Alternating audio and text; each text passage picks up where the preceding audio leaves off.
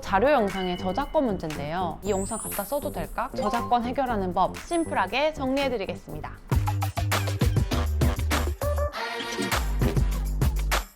바이오록 유튜브의 시대, 다양한 카테고리에 무수한 정보가 모이는 곳, 바로 여기 유튜브죠. 누구나 본인의 재능을 콘텐츠화하고 업로드하는 것이 일상이 됐는데요. 많은 분들이 콘텐츠 제작에 관심을 가지면서 힘들어하는 부분이 있으십니다. 바로 자료 영상의 저작권 문제인데요. 하나부터 10까지 모두 직접 다 촬영해서 제작하지 않는 이상 누구나 한 번쯤 이 영상 갖다 써도 될까? 고민해 보신 적 있을 텐데요. 그래서인지 저작권 해결하는 법, 영상 뽑아서 쓰는 방법, 이런 귀가 솔깃해지는 영상들까지 꽤 검색이 되고 있더라고요.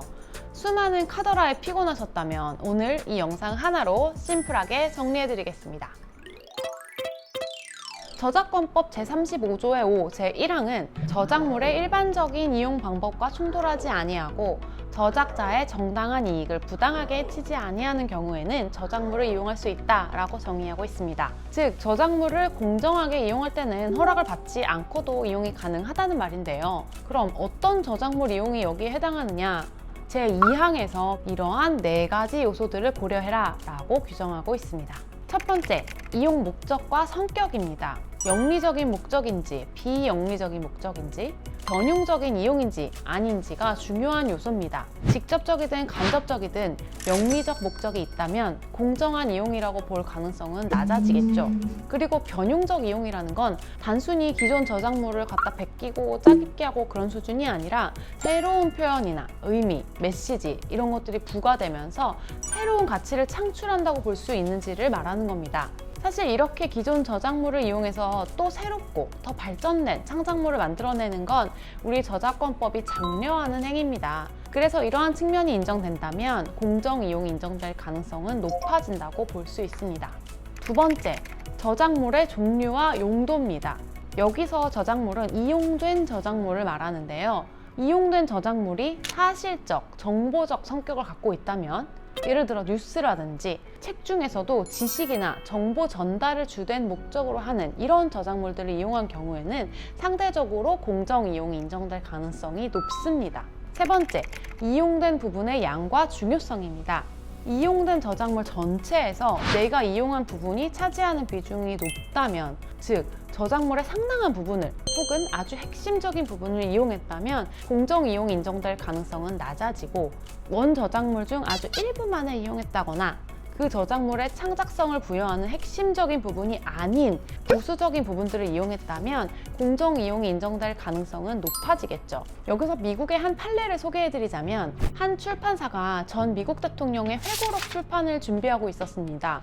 그런데 다른 출판사가 책이 나오기도 전에 잡지에 책의 아주 일부 내용을 공개해버렸어요. 당시에 원 저작물인 회고록은 총 20만 단어로 쓰여 있었는데 미리 공개된 부분은 300단어 뿐이었습니다.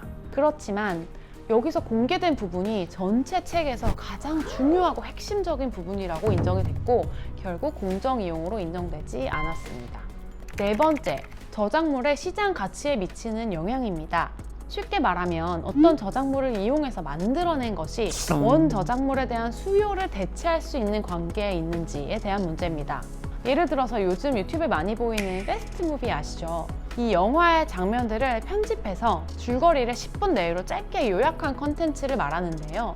이런 컨텐츠들은 영화 전체를 보지 않고도 영화의 내용을 파악하게 되기 때문에 사실상 어느 정도 원 저작물인 영화에 대한 수요를 대체할 수 있는 것이라고 생각됩니다.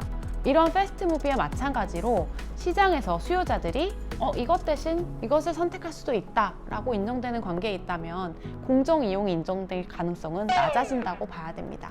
공정이용에 관한 일반 조항이 도입된 것이 2011년도라서 그 전에는 공표된 저작물의 이용에 관한 제28조를 비슷한 취지로 적용을 해왔는데요. 이 조항을 적용해서 공정이용을 인정한 판례 중에 가장 유명한 건이 바로 썸네일에 관한 대법원 판결입니다. 인터넷 검색 사이트에 보시면 이미지 검색 서비스를 제공하죠. 여기에 어떤 사진 작품을 검색하면 썸네일로 이 사진 작품과 관련된 이미지들을 작게 보여주고 이걸 클릭을 하면 해당 이미지가 게시되어 있는 웹사이트로 연결이 되는 그런 형태인데요. 이게 사실 엄밀히 따져보자면 사진 작품을 그대로 작게 복제해서 전송하는 행위에 해당하기 때문에 저작권 침해가 성립할 수 있습니다. 그런데 대법원은 검색 사이트에서 이렇게 사진 작품을 이용한 목적이 이용자들에게 보다 나은 정보 검색 서비스를 제공하기 위한 데 있고, 또 썸네일이라는 게 워낙 해상도도 낮고 용량도 작아서 본래의 사진 작품 대신에 이 썸네일을 감상한다라고 보기는 어렵지 않나. 즉, 썸네일이 원 저작물에 대한 수요를 대체할 가능성은 낮다. 사람들은 단지 이걸 클릭하면 원래 작품이 있는 사이트로 연결되는 통로처럼 인식할 뿐이고, 이런 점들을 고려해서 이런 이용은 공정한 이용에 해당한다라고 판단한 바 있습니다. 이번엔 반대로 부정된 케이스를 살펴볼 텐데요. 여러분 비더레즈 티셔츠 아시죠? 이게 2002년 월드컵 때 전 국민이 입었던 티셔츠에 박혀있던 도안인데요.